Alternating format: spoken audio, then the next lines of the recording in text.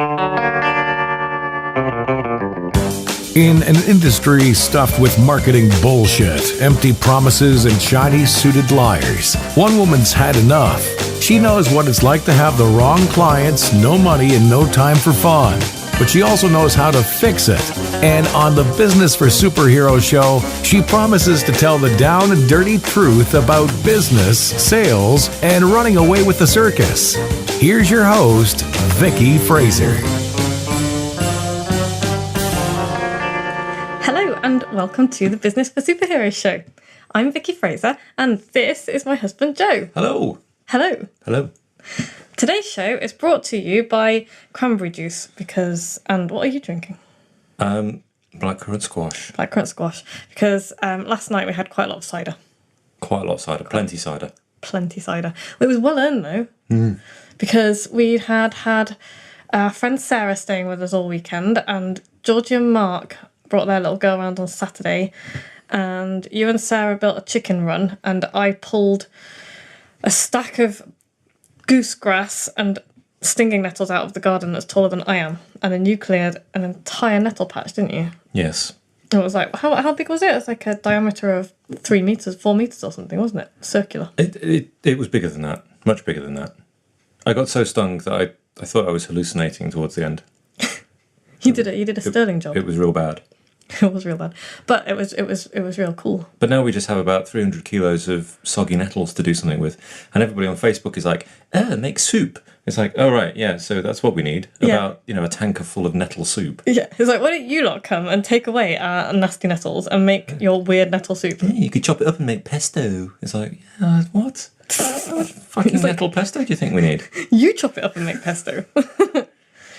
So yeah, we're not going to do that. But Joe's just seen something exciting. I've seen an owl. I've seen an owl in the back garden. Oh, in the back garden. I didn't see it because I was out running 6 miles. Whereas I was just wandering around the back garden. And what you need to do is listen out for blackbirds because blackbirds tell you when things are going on. They do. If you listen to the blackbirds and then go and see what they're doing, then there's things happening. When the blackbird shouts, there's a fox or an owl or something going on. And there was an owl. It was an owl. I think it was a tawny owl in the back garden. That's really cool. It was cool. Yeah. Good. Right. On to business. Yeah, what are we doing?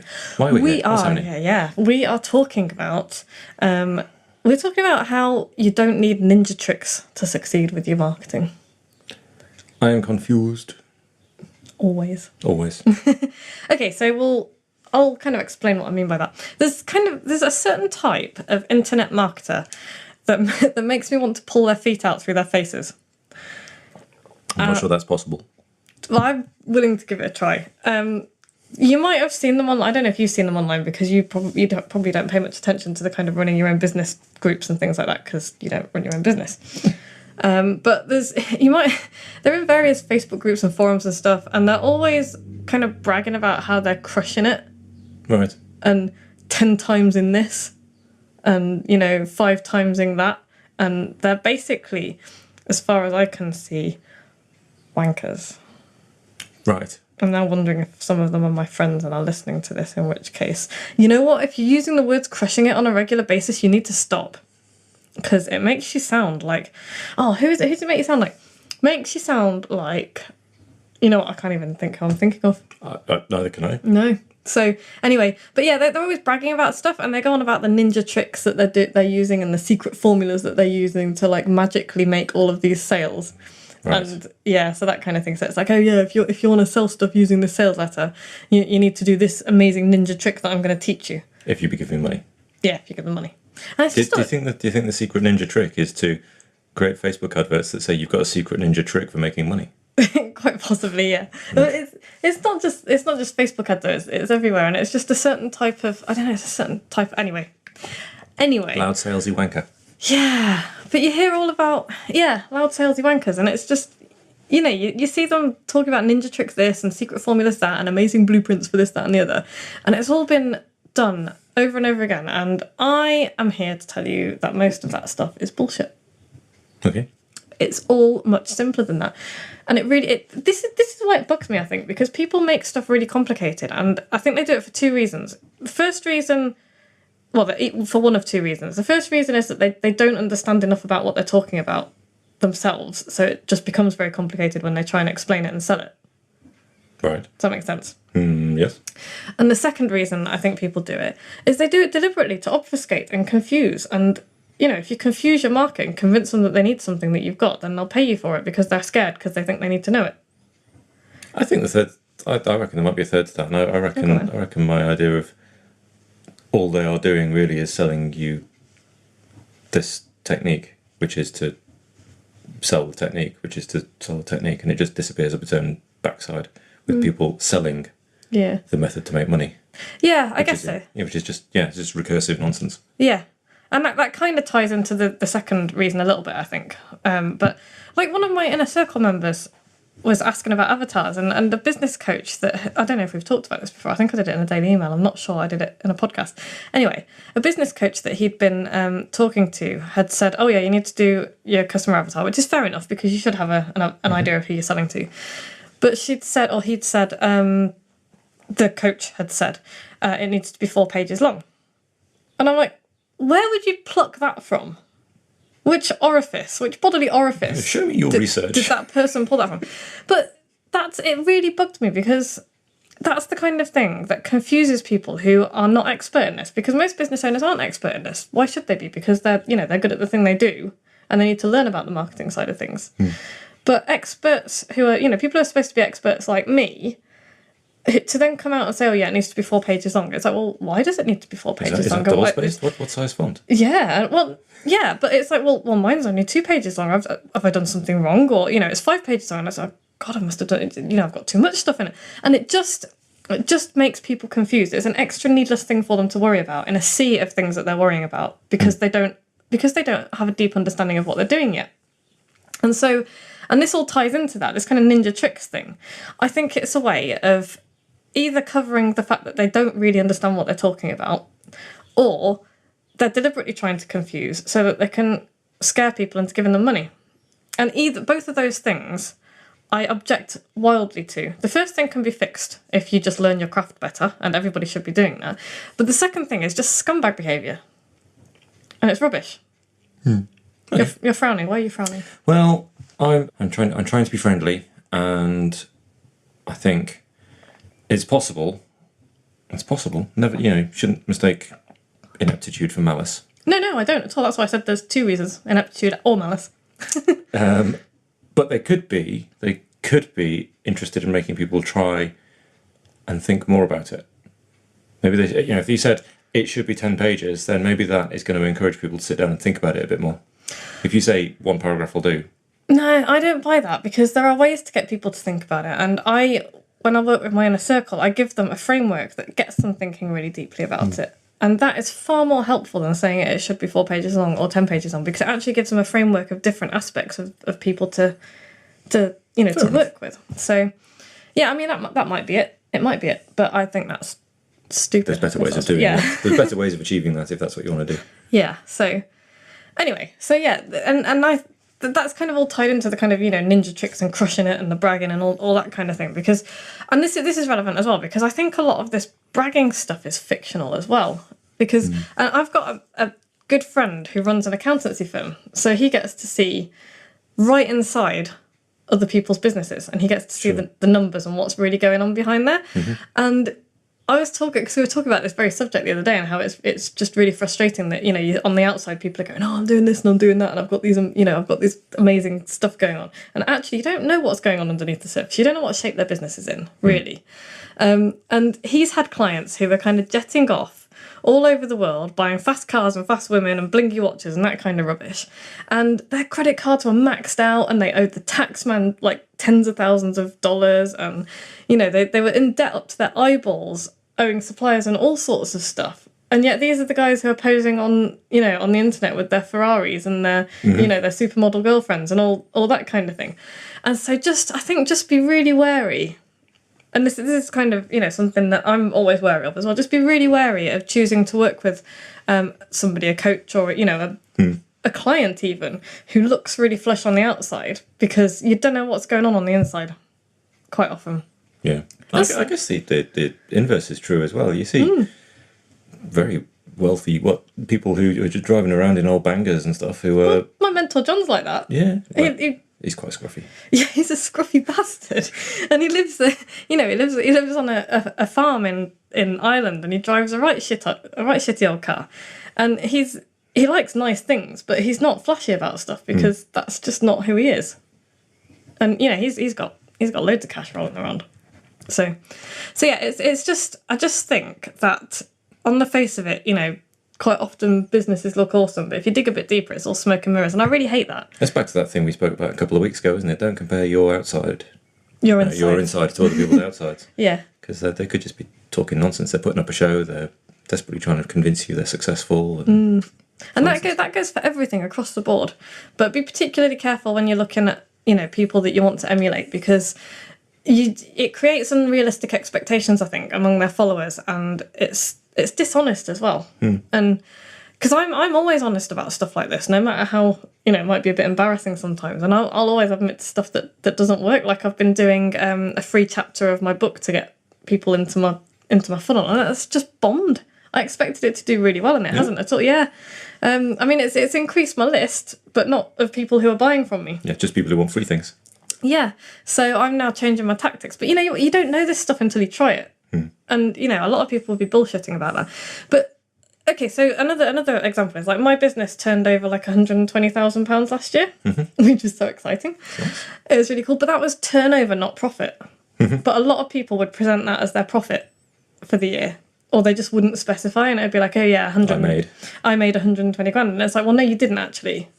But I put a lot of my turnover back into my business in the form of kind of training and development and all the rest of it, and I invest in systems and processes and outsourcing stuff so that I've got more time, because time for me is my currency. That's valuable. But my profits, we are living in my profits right now, aren't we? Yeah. And that's kind of where I like to walk my talk, if you like. It's like, okay, I'm not rolling in cash and I can't afford all the things that I want, but you know what? We've just bought our dream cottage. Yeah. I saw an owl in the back garden. An owl. Yeah, which is really awesome. We've got a chicken run. That's cool. So yeah, living the dream, basically. So just be aware of what other people are actually doing rather than what they're showing you. Yeah. And how it's working, and also be aware that success isn't always measured in pounds and dollars. It's measured in how you choose to live your life. Which I think is really, really important. And, if you want to live the life with Ferraris and blingy watches and all the rest of it, then all power to your elbow, go do it. But just be aware that, there's other ways to measure. And I think that's really important. Anyway, that's not really the point of all this. The point of this is that you don't need ninja tricks in your copywriting and your marketing to make it effective. And it's all down to very simple, basic stuff. And I'm going to smash a few copywriting myths in a moment.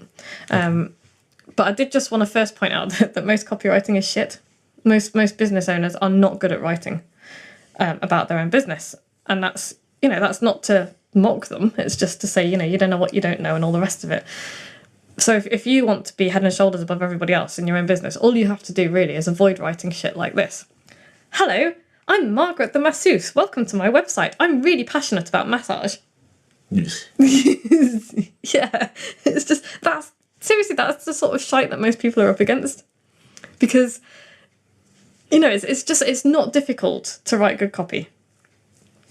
It's not. So I wanted to do a little bit about that today for a few minutes. Okay. So, and I'll start with smashing 4 big copywriting myths. I think there's 4 of them. There might be more. So the first one of those is that you need ninja tricks to succeed, and you need to kind of listen to all the people who are crushing it and 10 times in there, whatever, and find out the secret sauce to do this, that, and the other, and ninja tricks that you can just pick up and slot in that will magically make your marketing work really well. Right. It's not true. Not going to happen. Not going to happen. It is all about the basics and knowing your customer, who you're selling to, what you're selling them, what pain they've got, what problem you're solving, all of that kind of thing, and making it all about them and not about you. Nobody cares if you're passionate about biscuits. I am quite hungry. Yeah. But if you're selling biscuits, it's nobody cares that you're passionate about them. And also, you shouldn't be passionate about, stuff that is mundane. You can't be passionate about plumbing. That's ridiculous.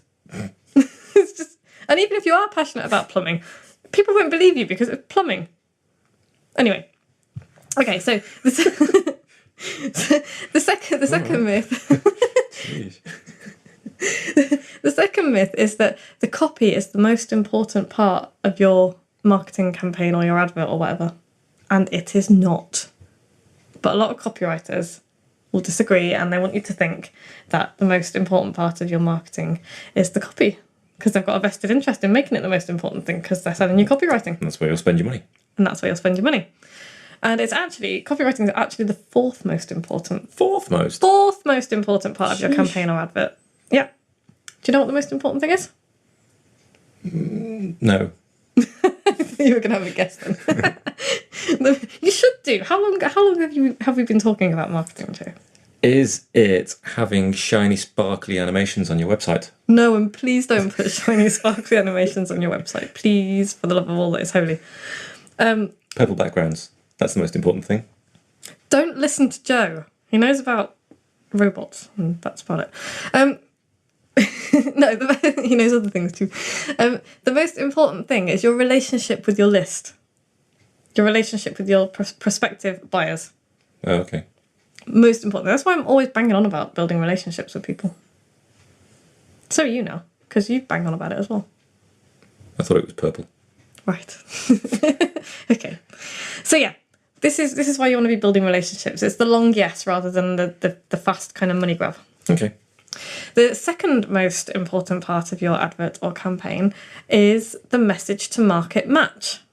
And what I mean by that is there ain't nobody who's ever going to sell me sausages because I'm vegetarian. I am not a vegetarian. If anybody wants to sell me sausages, I'm going to buy your sausages.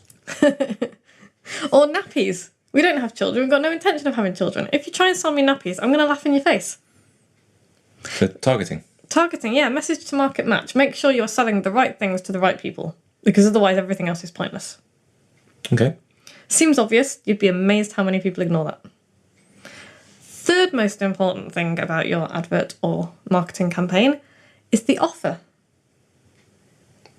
Okay. So basically what you're offering to people. You need an amazing offer that people would be daft to say no to. So, you know, something that they really, really want. Tell them what they want. What they really, really want. Don't do that. Okay. And then after that, after those three things, then comes your copy. That's the kind of order of importance. And most copywriters don't like to hear it, and most won't admit to it, or they don't even know it because they don't know enough to know that it's not the most important part. Web designers are going to disagree as well, I would have thought. They're going to go shiny. Yeah, they are, and that's an entirely different topic for another day. Okay. But, you know, design and words should work together. Anyway, that's getting off topic. Facebook advert sellers are going to think it's Facebook adverts. Everybody always thinks it. It's like when you ask somebody to recommend you a car, they'll always recommend their own car. It's like, yeah. Where shall I go on holiday? Well, last year I went to this place and it was brilliant. Yeah, it's like, thanks for that. So yeah, it's true. All of that stuff was true that I just said. Those things. Yeah, those things. Things were true. So what's the point of amazing copy if it's trying to sell sausages to a cold list of vegetarians at a high price? None. You will sell nothing. Ever doing that. So the copy is not the most important part of it. And also, while we're talking about copywriting, keep in mind that even if you convert prospects into sales at 10%, and that's a really good conversion rate, by the way, that's still a whopping 90% of your audience that has ignored you. It's kind of a slap in the face. Copywriting is just not that good. My mate Bill, when he talks to people face to face, he converts sales at 90%. Hi, Bill. Hi, Bill. So, you know, even when copywriting is amazing, it's not that good. It just isn't. But sometimes it's all you've got because you can't always be talking. Can't talk to all of them. Can't talk to all of them. So the better it is, the better. Really. It is. Yeah. And there's another myth because we're on myths, weren't we? This is another myth. Okay, I'm reading my notes here. Well, I'm not reading my notes. I'm looking at my notes, glancing at my notes. Another myth: you don't have to be a good writer. You do have to be a good writer. You don't have to be like J.K. Rowling or Dan Brown. Dan Brown is not a good writer. He's a great storyteller, not a good writer. But you don't have to be like J.K. Rowling or however you say her name, or, you know, Terry Pratchett or any of those amazing writers. But you can't get away with being an illiterate twat. You just can't, for two reasons. First of all, you're presenting yourself as an expert. And if you can't even string a sentence together and you come across like an illiterate muppet, then people are not going to trust that you're good at what you do either. They're not going to see you as an expert. And there are people who will argue with that, and those people are wrong. Plain wrong. You have to have a degree of, literacy and communication competence. Yeah. And and the second reason that you have to write clearly and compellingly. If you're not putting across a persuasive message, then there's nobody's going to buy from you. You need to, which means that you need to write intelligently and coherently and build a logical argument, and you can't do that if your writing is unreadable. So you need to make it readable. And the fourth myth, or the third myth, no, the fourth myth, and another myth. Lights mysteriously going on and off. That's a worry. It is. Oh, they've done that before. Are they? Yeah. Another one. There it goes again. Our wiring is exciting. It is. Anyway, that's a tale for another. If we suddenly disappear, it's the wiring. Yes. We've been strangled by random wires. So, derailed. Derailed. Fourth myth. Oh, fourth myth. Nobody reads long copy. They do. People do read long copy. Remember that copywriting is salesmanship in print, and it has to take the place of your best salesperson.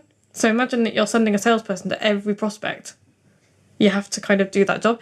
Now, if you were sending a salesperson to see somebody face to face, would you say, sell them this widget, but you've only got 200 words? Yeah, if your salesman walked up and said, here's a widget, it's really good, buy one. It's like, if you sent David off to sell some stuff, and you said, you can only use 200 words to sell it, what would he do? He would not do what I told him. He would not do what you told him, because he's a good salesman. Yeah. And you have to think... Hi, David. Does he listen? I don't know. So you don't give people limits. Anybody who would put a limit on how many words you can use is an idiot. And you will find that a lot of web developers and designers do this, and they'll be like, "Oh, can you give us 400 words to fit in this space?" And it's like, "What? What are you just what?" It's just ludicrous. Too many words. Yeah. And if you're still doubting this, I'm not saying be deliberately wordy, by the way. Copywriting should be like a miniskirt, long enough to cover everything, but short enough to be interesting. I quite like that. I can't remember who said it. It's not mine. I stole it from elsewhere. Ogilvy or someone. No, I don't know who it was, actually. It's one of those guys. One of the admin. But yeah, if you're still doubtful about long copy, people not reading long copy, let me give you an example. Joe, if somebody sent you a letter with the title, All Joe's Dirty Little Secrets Laid Bare, would you or would you not read every word of it? I would be somewhat concerned and read it. Exactly. You would. So, what you have to do is you have to do that with your sales copy. You have to, you can't personalise everything to say Fred Bloggs' dirty little secrets, and you shouldn't do that because that would be clickbait and it would be bad. But you have to do that kind of thing with your sales copy, and you have to make it irresistible to people. You have to make them stop and have to read it. Okay. Basically. Makes sensible. And then you make it really, really readable. And follow the secret ninja formula, AIDCA. I'm just kidding. It's not a secret ninja formula. AIDCA just stands for attention, interest, desire, conviction, and action. And your sales copy should contain all of those things in that order to get read and acted upon. And we will talk more about that next week in next week's podcast.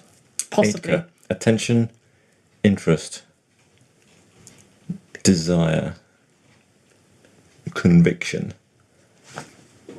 And that was a good, well done. Action. Vicky was just I could have done like a clap. marking out, just mouthing out the words for me there for the harder thinking. So yeah, we'll next week we'll talk about AIDCA in a bit more detail and help you do some writing. I'm saying that we'll talk about it. We might not for months. But it might be weeks in the future. Who knows? Depends, because it might be that something amazing comes up this week that I want to talk about next week. Owl in the garden. Like an owl in the garden. Or a really cool conversation I was having with a really nice lady in a new group because I was helping. Actually, we might talk about that next week. Anyway, it'll either be more copywriting skills, or it'll be with a Z, or it'll be ninja skills, or it'll be something completely different. Well, that's specific and cleared that up. Good. Yeah. I think we've got a bunch of new people listening to the podcast because I've had a little flurry of emails saying how great we are. Hello, a bunch of new people. So thanks ever so much, guys. Yeah. I know Bobby's been listening. Hi, Bobby. Hi, Bobby. And a couple of other people. And so, yeah, thank you. Splendid. Cool. Right, anyway. I don't know what my call to action should be. Oh, you know what my call to action could be? Actually, buy my book, obviously, because, if you haven't already, then buy the book. It's cool. But second, businessforsuperheroes.com. But Joe and I are, this weekend, walking 26 miles, aren't we, Joe? I don't know why I signed up for this. I think I was drunk. And we're going with Jen. Hi, Jen. Hi, Jen. And 2 of her colleagues. And we're doing it for a really good cause. We're doing it for a charity called Sense, which works with deafblind people. Deafblind. Deafblind. Yeah. Which, frankly, just sounds horrifying. And can you imagine living in a dark, silent world? And how terrifying. Lonely and awful that would be. I don't know whether it would be worse to be born that way because you don't know what you're missing, or whether it would be worse to... Yeah, for that to happen to you. Yeah. Oof.